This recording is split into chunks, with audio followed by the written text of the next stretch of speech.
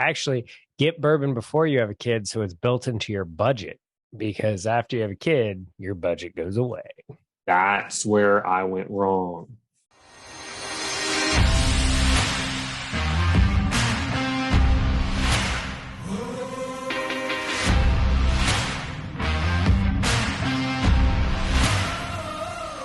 Welcome back for another episode of Power Bourbon. The smiling faces that are in front of you from these other two meant that Chuck sent samples this time and not Brian. Yep. And instead of the evil games that he gets to play with us, would you like to play a game? We are going to play a game tonight. We do have a theme for this. And actually, this is fun tonight because it is blind to all three of us. So I know what 5 bourbons are in front of us, but I don't know the order. So my samples were poured blind by my lovely fiance, Hannah. And so I have those answers here. If you can read that, it says toasted. Oh, we're getting toasted tonight. Wait, that didn't come across as a minute. We are having a toasted flight tonight. So that is the only thing that I will share. There could be some of my favorite toasted bourbons in here. There could be some not favorite toasted bourbons in here. This is a trend in bourbon. TJ and Heather did a great podcast, kind of a deep dive into it recently. So I thought this flight would follow up that podcast quite well. This is a trend that seems like every time you turn around, there's a new toasted bourbon on the market. And what does toasted mean? Some sort of secondary finishing, generally in a light toast, not a charred. Whether it's with a stave like Makers does, whether it's actually in a whole new barrel, or generally it's not a second use barrel. They can be, but usually just a lightly toasted barrel, and usually American oak. So sometimes French oak, sometimes other oaks, sometimes Japanese oak. Okay, there's a lot of things that they can do with it, but a light toast, less heat for a shorter period of time, as opposed to the alligator char that they typically age bourbon in. So there you go. That's what's in front of you, gentlemen. The only question I ask is, do you like any of them? And which one's your favorite? So let's rank them. I mean, you sent it, so there's some quality stuff in here. Pretty simple there. Well, I mean, yeah, hopefully. And let's all I know he just buzzed right by it, and I like to give Chuck a hard time, which is great because I get to do it and I edit everything.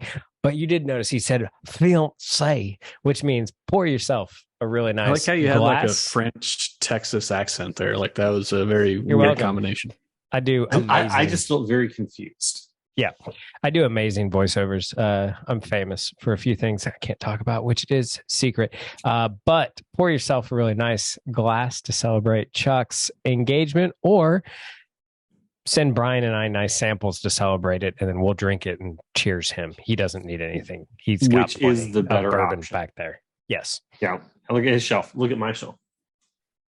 There's a difference. Some nice candles back there. Multiple Patreon and YouTube commenters are concerned that you are in Witsack, Brian. Right. No, your lighting looks pretty good tonight, Brian.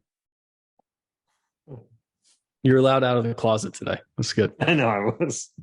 So actually the timing of this review is great because just the other night I was doing some sampling, and around sample 4 or 5, I brought out a toasted, and I said, this is garbage.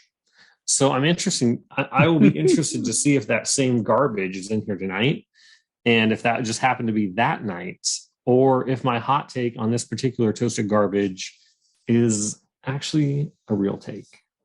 Yeah. So personally, like I've been a fan of toasted bourbons and cocktails. I love that spice that typically the toast gives you, and how that comes through in a cocktail and an old fashioned in particular. As a neat pour, they haven't been my favorite. So that'll be interesting tonight as well for me. Drinking these 5 blind. Do I like any of them? Do I just say, hey, let's just keep this to a cocktail? So on the first one, I get very much the classic toasted American oak. Like this is just tons of nutmeg. It reminds me, we're a couple months away from Christmas, but it feels like we've already seen Christmas stuff in the stores. This reminds me of like Prairie Farms eggnog with that nutmeg. Yeah, but I also get a lot of new oak on it. Like that's what toasted. Yeah, to me, like that's right, what I guess it gets giving you some of those allspice notes, but yeah, but that to me means it was a whole new barrel and not like makers where it would be staves. Like it is so over prevalent that it is like if you've done distillery tours, like Olfo's a perfect one, and they have the Coopers and they're making a new barrel, it has that smell. Yep. Which to me is mostly just nutmeg. You could throw in allspice that gives you a little bit of clove, but very singular from the nose through the palate, very singular notes. Like that's it. It's very abundant. So if this is your thing, then it's like this. You're gonna like number one. Yeah, I keep trying to like see if I get any sweet notes or anything that come through on this, and I don't know if I really get like maybe the slightest hint of like an apple, perhaps, but I think you guys are right. Like it has its dominant notes, and then that's it. Yeah, if I had to guess, I'd say young MGP toasted. What this is. So there's about 30 choices for that. I know. So like that narrows it down not at all. I know. That's why I guess the way I guess. Yeah. No, but you're definitely, I think you're spot on as far as that's a brand new toasted barrel, American oak. Probably younger whiskey. Like you get a little bit of that rye spice that comes through. Moving on to number 2. This nose is completely different. Yeah. Yeah. It's making me, I mean, I know what I sent, and I don't even know what this is. Is this actually toasted? This is actually a really good nose. Like, it's got a deep, rich, caramely bourbon nose with a hint of toasted marshmallow. Yeah, and I'd almost say like you don't get the toasted American oak on this nose. If it is toasted in American oak, boy, I would almost lean towards something else, like a toasted French oak. I would say, but I don't think you have. Oh, you do have a bottle. I don't know if you would have sent it. It kind of reminds me of Wild Turkey 1. I do not believe that's in here. So, because it's got a little bit lower proof. Yeah, it's lower proof for sure, but it's got some of the aged bourbon notes. Like the aged bourbon comes through, so I feel like it's older. So, and then the toasting enhances that. So I was just looking at the color, and I feel like it's a little bit darker on color, which started to make me think it might be aged a little bit more, maybe, but it could just be the double oak, depending. Actually, I think I know what this is, so I'm just going to keep my mouth shut at this point. Okay. Super helpful. This is nice. This is pleasant. This is a contender, people. Yeah, compared to number 1, it's steps above. Yeah, completely different. Well balanced. Completely different. I think one is what is currently being touted, very traditional toast, I think. Yeah. Like if when you see toasted bourbon on a new label, like number 1 is what you're getting. Yeah. Number 1 is what you should expect. On number 2, I was about to say, like, the one critique you might have there is I don't feel like you're getting it toasted. If you like the toasted, the finish I feel like has the most out of what you would expect. Yeah, I thought I mean, some of it could be because it's lower proof, but to me the mouthfeel was lacking, and then the finish was actually lighter to me. But I meant the finish tastes more like a toasted finish. Okay. Then like the rest of it, like the nose and palate don't give you as much of the toasted. The finish gives me more of what I'd expect from a toasted. Number 3, it's like a toasted lemon tart. So it's like you get the toast comes through as like this toast of a pastry, but then I'm getting this citrus, and that's a lighter toast to number 1. Yeah. The American oak is lighter than on number 1. It's not as pronounced. It's definitely still there through the palate and the finish, but in a more subdued, more pleasant and tolerable level. Like this one's, we're number one, I would say for sure cocktail only. This one I could enjoy drinking neat. Like it's a pleasant amount of American oak toast. I still like that nose of what I'm calling like a citrus tart. Yeah. And I get what you're saying with the citrus tart. I'm with TJ. I feel like there's some mineral in there. And I just went back and tasted number one just for comparison purposes. And I will agree with you, Chuck, 100%. 3 is definitely better than 1. 1 does, going back, feel like, okay, that's a cocktail. When I have these other options for neat, I'm not doing number 1 neat.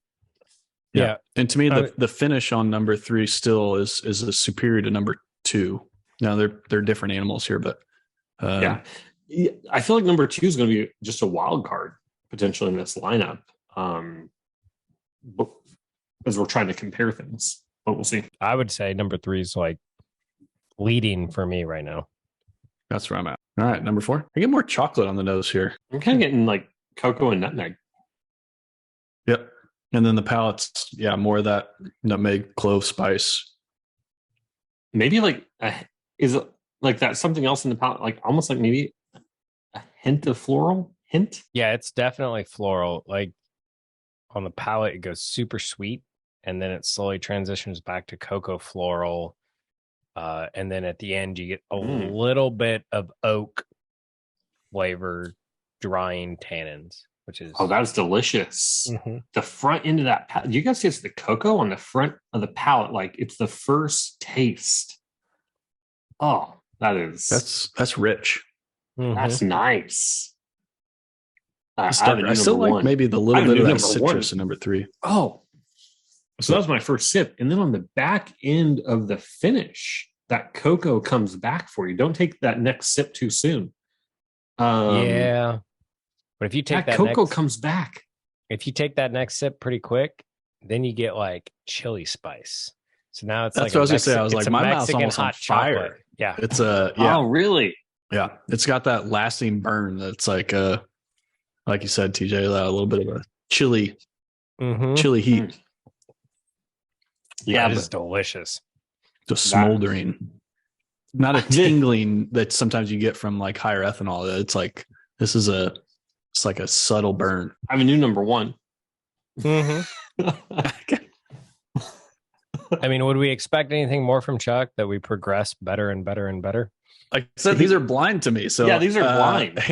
Hannah's, I guess, a good student. All right, down to the last one here, number 5. So it's interesting. This last one is like a musty. That's what I was just gonna say, wood. Like a dusty note. Gosh. Yeah, it's got dusty, but then there's like a hint at the end of a sweet. It goes back to number 1. So like you get musty old oak, but then comes in that new toasted oak also. So it's like somebody's wood shop that they've been working in for a long time, but it like got wet. And they had some new oak in there too, would be the best way I can explain it. Yeah. It was like a split stave of moldy and fresh oak. Yeah. On the nose anyway. The palate goes back to a little bit more, maybe not quite as pronounced as number 1, but to me, just very dominant by that young toasted American oak. Yeah. Almost like instead of wet oak, it goes to like wet hay as I smell fresh cut oak. That's my least favorite, I think, of the group. It's a difference. Like number 1, you go in knowing what you're going to get. Number 5, it's like, hey, this is going to be good. And then you open the door and you're like, oh God, no. Okay. So feels like that analogy could have been backed by a story that TJ probably doesn't want to share anymore, but yeah. So I kid you not. So I just tasted this. Like you guys are probably on your second or third sip, and I was enjoying this nose. I just kept like enjoying it, and I just felt like there's a little bit more to unpack. Like I almost felt like on the back end, like I was getting a little bit of nutmeg. Like honestly, like I kid you not, I felt like closer, Brian. Is there some black cherry in there? And then as you guys are talking about it, I'm like, I'm not sure I want to taste it. Like, I'm just like, I'm enjoying the nose so much. I'm just like, oh, this is pleasant. And then you guys start talking about it, and I'm like, I don't want to ruin this moment. And sure enough, you're totally catfished. And Yep. yeah, it's like that 2-week-old dessert in the fridge that we were like, I shouldn't eat that. But it looks so good. It'll be fine. And then you end up like TJ spending the last 2 days on the bed hurling. It's terrible. Flu sucks. Get your flu shot. That's our PSA. First, let's say what your favorite is before we. So Brian, are you number 4? What do you go as your number 2? 2, 3, 5, 1. Okay, TJ. 3, 4, 2, 5, 1. 3, 4, 2, 5, 1. Okay, you surprised me on that because I was figuring you were going with Brian as number 4 was your favorite. So what made you come back to number 3? Everything on it works, start to finish, everything like that. So overall, start to finish, number 3 is just slightly better than number 4. I'm with you on number 3. I like the little bit more of a fruit note that you get on this. Yeah. And it stays even through the palate. But number 4, I can see why, Brian, you go to that because of the spike. Like it gives you, it tones down like that new oak that we weren't liking on number 1 and 5. It tones that down, but it still gives you that robustness. Like that's classic Brian. So I guess maybe to sum up I'm going with number 3, but boy, it's really close with between 3 and 4. And those were our clear 1 and 2 favorites. Yeah. Everything else was secondary. Like number 2 was our clear number 3. Yeah. Brian's gave it his 2. I'm surprised, honestly, that you didn't give this your number 1 because I'm nearly 100% confident this is 1910. So tell us what number 1 is because it's trash. This is fantastic. You mentioned it earlier, TJ. This is 5 to 6 year MGP, comes in at about $80. Penelope Toasted. Nope. Incorrect. Second choice. Nulu. Bingo. Yes. This is Nulu Toasted, which is the exact same thing as Penelope Toasted, but single barrel pick that I hang on. So it's not the same same juice, correct? Yeah. 4 to 6 year MGP, comes in at 115.6 proof. I've seen people going crazy over this stuff. To me, it's a cocktail, and at $80, it's an expensive cocktail. I mean, if you like when we say toasted, the first thing that comes to mind, and that's your favorite flavor, then yeah, go for it. But if you want some complexity, this is not it. Yeah. That's a new low for me. So we'll jump to number 5 because this was our other least favorite. This one hurts a little bit. This was. Do not tell me Barrel Vantage. Do not. No, it doesn't hurt that bad. Calm down. Okay, calm down. Go now. I had taken a Knob Creek store pick at 120 proof. So this is store pick, and I put it in this little barrel behind me because I was interested in seasoning the barrel. I was only I just wanted a good bourbon to season the barrel. So I put a Knob Creek in there, and when I pulled this, I probably pulled it out a little bit later than I desired, but I was calling it my Knob Toasted. So this is Chuck's Knob Toasted. That sounds terrible. Moving on. So Brian, even though you ranked it number 2, TJ and I ranked this 3rd. So majority rules. And I have these very close. This is Old Foe 1910. Yeah. So number 2 was Old Foe 1910. Best whiskey in the world right here. According to reviewed Brian in 2021. Okay. I'm excited. When he had COVID. Yeah, when I was recovering from COVID. I'm excited to find out what in the world I could possibly like more than 1910. Yeah. So if this is in my price point, Daddy's got a new favorite. So This is fantastic. So I'm going to go to number 4 because that was TJ again. Majority rules here. So Brian, this was your favorite. So this is what you thought was better than 1910. By a lot. That is Penelope Toasted. Wow. And I have this bottle. I'm excited. Yeah. So that's our $80 go-to cocktail mixer. That sounds crazy when you say it out loud, but it's true. It's so good compared to basically the same thing, which is the Nulu Toasted. It just goes to show how well. So that's the thing you've got to be careful with is we can say that there's a lot of 4 to 5 year old MGP on the market. There are people that are doing really amazing stuff with it. Penelope's one of them. There are some people that are doing terrible stuff with it. Tonight for us, it's Nulu. Be careful. That's all I can say. Yeah, I'm a fan of this. We're on at least our second bottle of this Penelope Toasted. Not that there's different picks, so there are variations out there on the Charlin toast level. But I would not hesitate to reach for a Penelope Toasted, whether you're looking for a premium cocktail mixer or just a really good neat pour. Yeah, no, I can agree. For $80, I better be drinking it neat. What is number 3? This makes me happy. Barrel Vantage? Yes, it's Barrel Vantage. What? Yeah. Number 3 is Barrel Vantage. I am just in tune tonight. I think what we learned is if you don't have a Penelope Toasted, you should get a Penelope Toasted because that is dang good.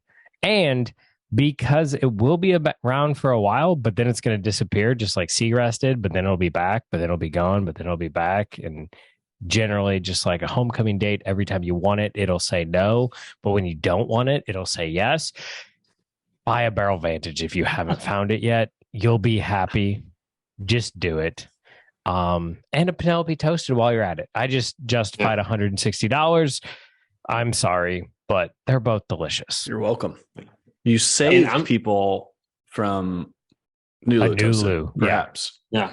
And can I just add on from the other night? I had Elijah Craig Toasted, and I was like garbage. So there's still these people chasing after Elijah Craig Toasted. Don't pass. Go with any of these instead. Go Penelope. Go Vantage. Now, obviously, it's more. Go 1910. Shoot. I was ready to pour that sucker down the drain.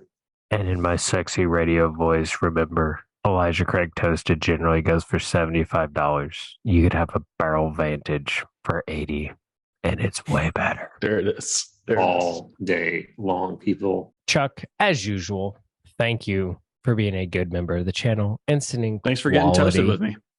Stuff.